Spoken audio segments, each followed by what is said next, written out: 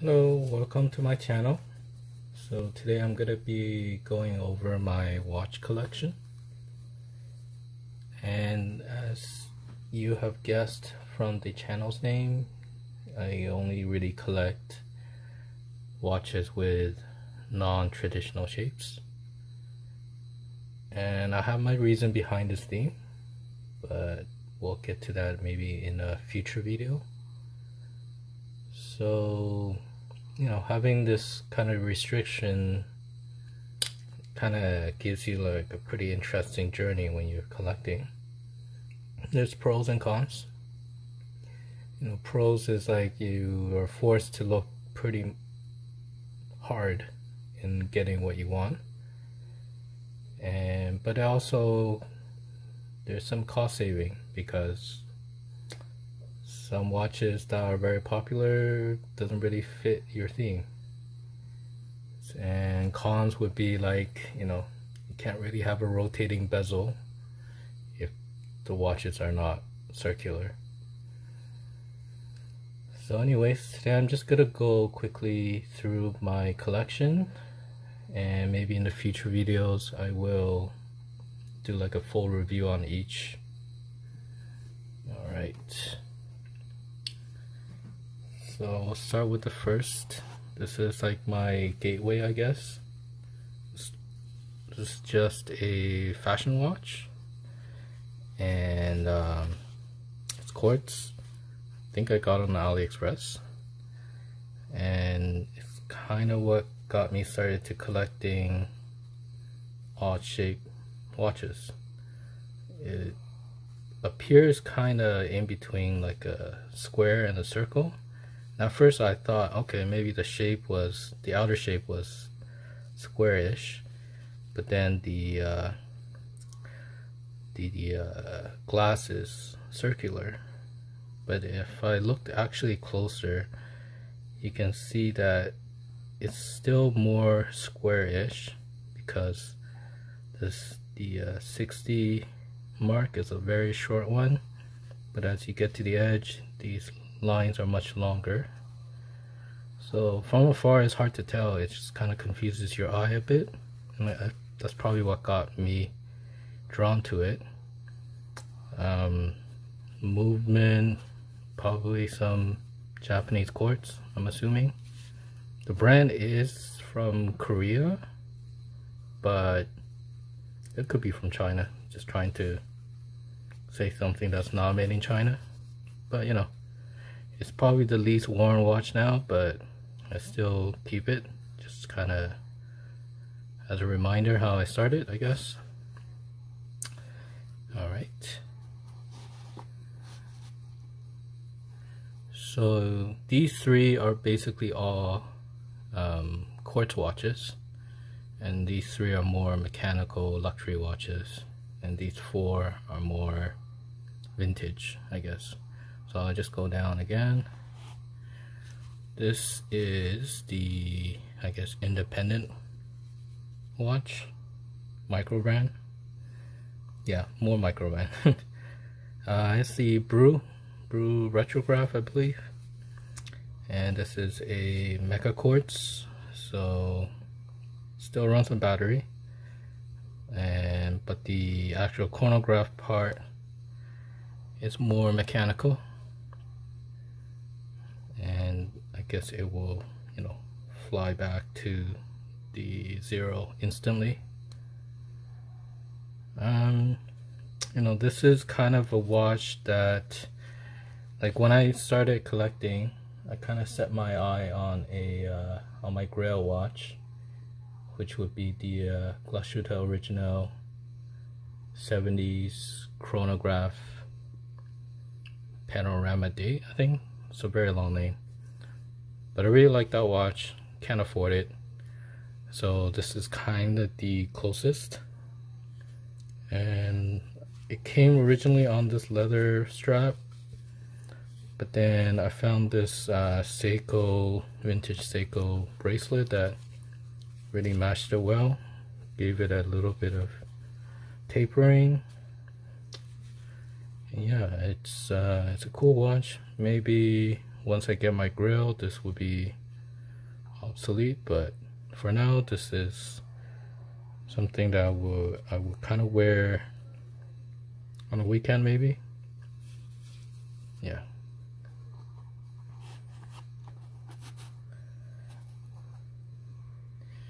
Next is kind of my, you can call it a daily beater or an office watch, like a daily and office watch. It's my only solar watch, Citizen Eco Drive. I probably will kind of list all the reference number in the video description. This is kind of just, if you don't have the time to set anything, this is a perpetual calendar with a big date.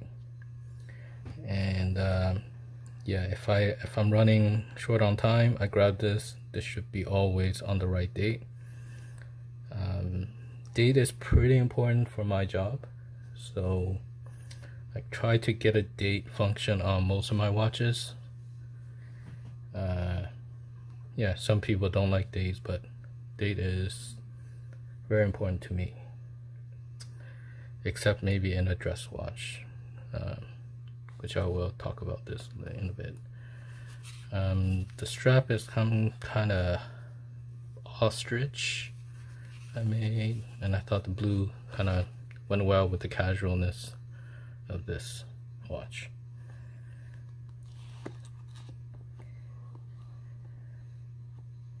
Alright, before I get to the vintage, I'll just go to more the mechanical or luxury watch. This is my Credor, and the Credor is something I kind of wanted for a long time. Well, I wanted a Grand Seiko, and you know, this is like the Lord Seiko, this is the King Seiko. I wanted a Grand Seiko. The Grand Seiko makes most of their modern watches in circular, which is a no-go in my collection. Then I saw some vintage Grand Seiko that was more squarish or rectangular. I believe there's one that's like the OG snowflake case, gold case, that's rectangular. It was super expensive. There's another one that didn't really look that nice. So I ended up looking to Credor, and this one is a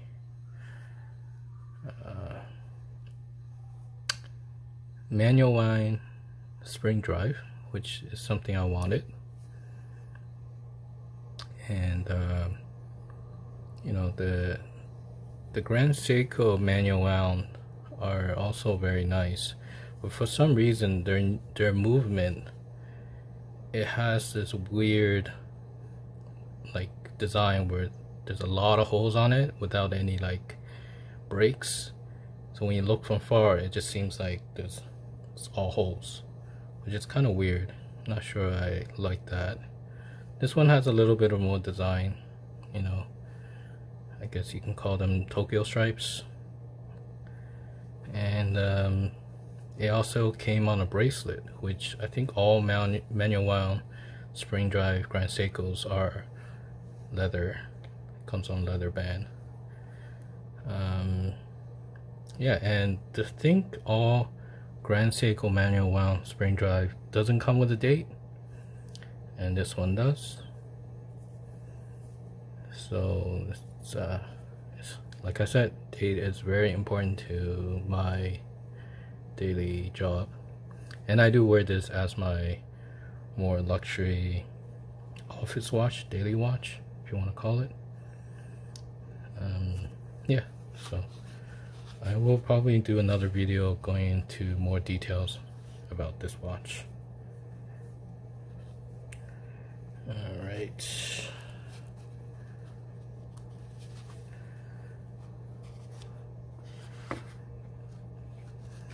Next is my newest watch. Well, for my luxury watch, I wanted like a Japanese watch, a German watch, and a Swiss watch. The German part is hard to find with the knot shape. Like I said, Grail watch is a Glashütte original 70s chrono, but this one, it's made Swiss made, but the brand, I don't know if you can see it, it's actually B&W, which is, I didn't know they made watches. I'm just trying to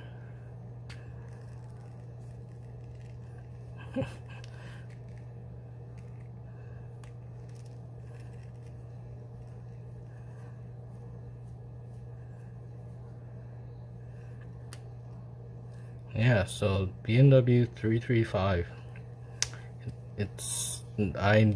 This blew my mind when I found it on eBay. You know, it's a very cool design. I think it's based on a very old B&W model, the 335, and the instrument panel kind of resembled this. At first I thought it was supposed to resemble the kidney grills of a B&W, but apparently it's more because the instrument in that vintage B&W had this shape. It has two automatic movement, and I guess the second one is more for your second time zone. But you know, the issue is that you have to wind both to keep track both. So I never wind this one, but it does run because, you know, as you move throughout the day, the automatic rotor does make this kind of go around, but it's never accurate. So I kind of just use this, and honestly I haven't really worn this watch too much yet. The date window is super small. I don't know if it's really useful, but yeah, it's a very unique watch, I guess. And this band is called S-Palm. I don't know, some kind of Chanel or leather thing they use. Alright, next watch is the Reversal dual face, and this is technically not my watch. It's my dad's watch, but he said I could use it if I pay for the 5 to 7 year service cost, and you know, he still gets to wear it if he gives me a heads up. But yeah, it's my dress watch, I guess.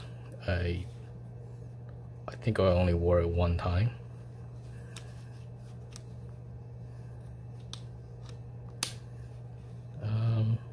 Yeah, it's kind of too precious for me to wear.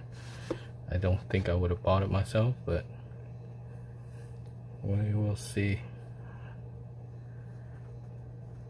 Yeah, maybe I'll return it to him, but currently it kind of fits nicely in this collection. Okay, let's get on to the vintage watch. First one is the Slava Medical. It's my Russian watch. This one has a cool story. Yeah, I wanted a watch in my birth year, 86, but I think during that time most watches were quartz, and I wanted something more mechanical. So I think in that era, the Russians were still kind of clinging on to the old-fashioned mechanical stuff, and this watch, I think it was not 86, I believe it's 88 or 89, and I found it in a mint condition, and I believe I gave it to my friend who works at the nuclear power plant. They have this device that checks for radiation level. And this one actually has a little bit higher than average radiation, So I can only assume, because this is a doctor's watch, yeah, as you can see by that snake symbol. So I'm guessing these were worn by doctors or medics helping out with the Chernobyl accident. And it's just one of those cool watches, I guess. This band, I had it custom made because I wanted to flare out a bit more to get more tapering down. I think the leather is some kind of ghost skin, but it's the only one I found in this bright red, which kind of matches the dial. Alright, before we get to the vintage Seikos, this is my vintage Swiss watch. This is a Longines alarm with a date, and it's automatic. So functionally it's packed, but also you suffer from thickness. I think the dates are like in French and German, I believe. But yeah, the mechanical alarm is pretty cool. I think if you want a new one, they're super expensive, but this one works. And the alarm isn't that loud, but I'm never gonna use it for the actual alarm function. So let's see, what is this, 6 something? There you go.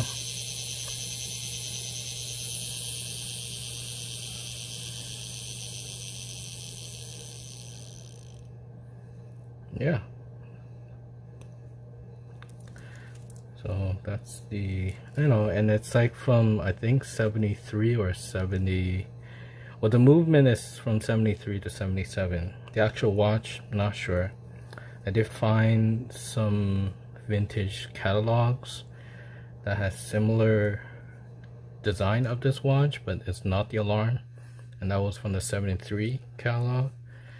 So the Royal Oak was 72. This was, I guess, taking inspiration from that. The integrated bracelet tapering down, and has this TV dial, I guess. Original bracelet. I think the class is pretty cheap, but that was back in the 70s, so that's how it went. Alright, 2 more. So this was actually my first vintage watch. I wanted like a tank style elegant dress watch, because I believe I got these 2 first, and now I'm like, okay, I really need a mechanical watch. And then I started to learn about Seiko because they were affordable, and then I learned about the different tiers of Seikos, the Lord, the King, and the Grand. And I found this one to be very good condition. I really wanted the date, because I wanted the kanji date wheel. So I had to buy the JDM models, and this one is a Lordmatic, so a little bit below the King and Grand, but the movement are still similar. And I believe this is the 5606-5000. So it's one of the last automatic movements made by the Suwa factory, which you can tell by that logo. So this one I was very happy with. It's a little small on my wrist, but it's just a dress watch, so I don't mind it to be small. Alright, last one is the King Seiko. So I wanted to get one that's similar to this, but either a King or Grand Seiko. And as I said before, the Grand Seiko one, the vintage one, I found there's two models that's not circular. One is super expensive, super rare. The other one I could find, but the design I didn't really like too much. Whereas this one, I did like the design. It has these angular things going on, faceted, whatever you want to call it. And you know, it has this date. I wanted a gold one instead of to compare, you know, with that. And I also wanted one from the Tiny factory. So this is the 5246-5030, and it's the last automatic from the Tiny factory before Quartz came in and kind of shook up the entire industry. And I think this particular movement, the 52 movement, eventually was the base for all mechanical movements when Seiko reintroduced, you know, mechanical watches in the 90s or 80s. So yeah, this one, I think the band, I forget what band this is. Some kind of Italian leather that has a distressed look.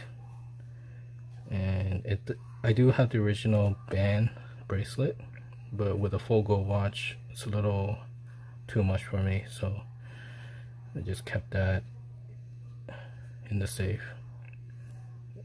Yeah, this distressed look kind of matches with a vintage watch, I guess. So yeah, so those are my current watches collection. There's some other ones, but I'm not part of the core collection, so I'll get to those maybe in a different videos. And that's everything for now, so stay tuned and we'll maybe go for another video, maybe an unboxing or something. Alright, thanks.